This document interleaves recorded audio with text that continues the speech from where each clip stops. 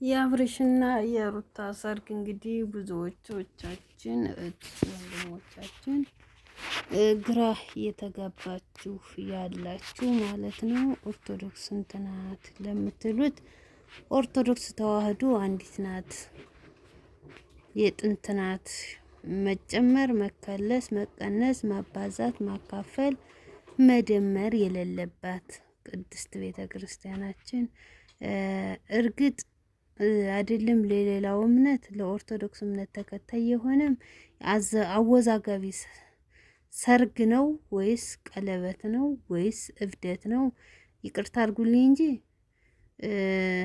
አንድ ክርስቲያን በጾም ሰዓት የማይደረግ ነገር ማድረግ የለበትም። አይደለም በጾም ሰዓት አርብና ሮብ ቀለበት መታሰር እንደሌለበት ሁላችንም የኦርቶዶክስ እምነት ተከታይ የሆነው እናውቃለን ማለት ነው። ሰላም ሰላም፣ ውድና የተከበራችሁ አድማጭ ተመልካቾቼ በየትኛውም ዓለም ክልል ዙሪያ ያላችሁ ትውልድ ኢትዮጵያውያን፣ ኤርትራውያን ሰላማችን እንደ ምድር አሸዋ እንደ ሰማይ ኮከብ ብዙ ትርፍ ይበል እያልኩ እንግዲህ ዛሬ ይዤላችሁ የመጣሁት ያወዛጋቢው ሰርግ ወይም ያወዛጋቢው እና እንግዲህ ሃይማኖት አንዲት ናት በየትኛውም ነገር። ግን ብቻ እና አብርሽ ያደረጉት ነገር እንግዲህ የራሳቸው ብቻ በቅድስት ቤተ ክርስቲያን የማይፈቀድ ነው። ግን አብዛኛዎቻችሁ ኦርቶዶክስ ሁለት ነው እንደዚህ የምትሉ ግን ኦርቶዶክስ አንድ ነው። አንድና አንድ ስነግራችሁ በጾም ሰዓት ቀለበትም ምንም አይደረግም።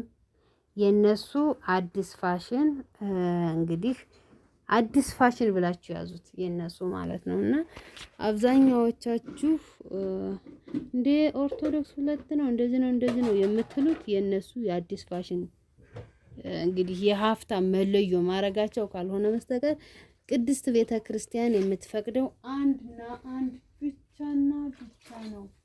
ወጣም ወረደም ማለት ነው።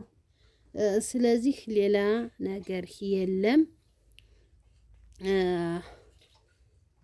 እኔ የገረመኝ እውነት ለመናገር ከታዳሚዎቹ እውነተኛ ኦርቶዶክስ የሆናችሁ በመሄዳችሁ ግን በጣም ያሳፍራል። ምክንያቱም ይሄ እንደኔ የሙስሊም ሰርግ እንጂ የክርስቲያን ሰርግ ነው ብዬ ወይም የክርስቲያን ቀለበት ፕሮግራም ነው ብዬ አላምንበትም። ምክንያቱም ቅድስት ቤተ ክርስቲያን የማትፈቅደው ተግባር ነው እያደረገና እየተገበረ ያለው።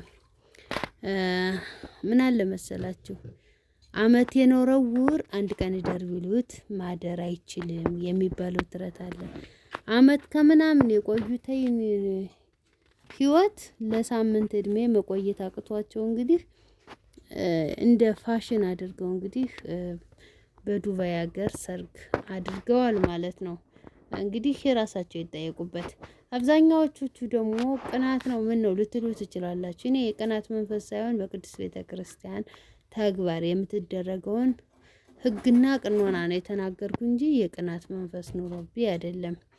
በብዙ ሚዲያ እንትን ሲሉ እየተቹ እሱ ክርስቲያን አይደለም እንዴ ምናምን እያሉ ኦርቶዶክስ እምነት ተከታዮች ሲናገሩ ቀንተህ እኔና ሩታዬ እኮ መስዋዕትነት የምንከፍልበት የምትሉት አንዳንድ መሀይም እህቶቼ ግን አይምሮ ልቦና አይስጣችሁ። እውነቴን ነው የምላችሁ። ዝም ብላችሁ ሰርታችሁ ህይወታችሁን ቀይሩ። ለማንም ቅራቅሞ ብራችሁን አታብሉ።